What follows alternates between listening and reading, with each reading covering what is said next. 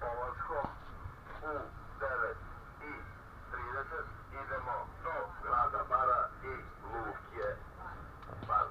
Svakog jutra prvi polazak je 9:30.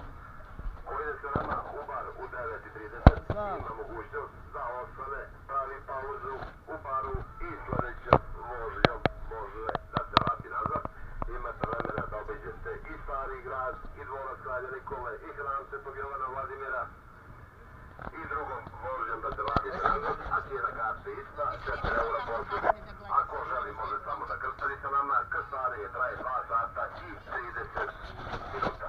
Ulazimo u gradsku marinu, vidite ribarske čamce, mega jahte, jedrenjake, dvorac Kralja Nikole, hram Svetog Jovana Vladimira, barsku plažu, Šušaj plažu, Sutomorsku plažu, 3 nudističke plaže, u povratku vas ovdje da vidite Kraljičinu plažu. To krstarenje traje 2,5 sata, a cijena karte je 4 eura po osobi.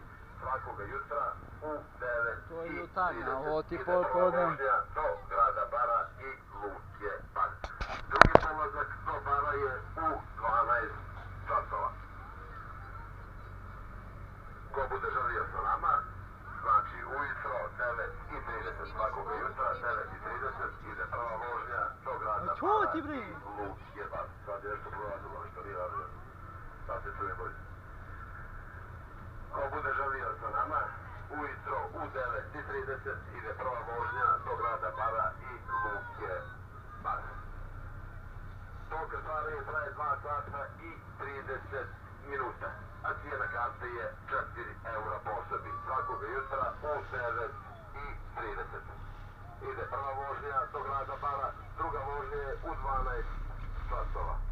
Ko ide sa nama u 9:30 do Bara ima mogućnost da ostane i pravi pauzu u baru.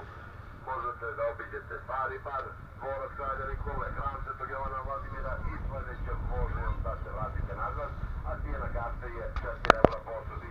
Svakoga jutra u 9:30 ide prva vožnja do grada Bara i Luke Bar. Drugi polazak do Bara je u 12 časova. Krstarenje do Bara traje 2 sata i 30 minuta, a cijena karte je 4 eura po osobi. A do Petrovca idemo u 2:30 svakoga dana, to krstarenje traje sat i 30 minuta i cijena karte je 3 eura po osobi. Ko bude želio sa nama, jutra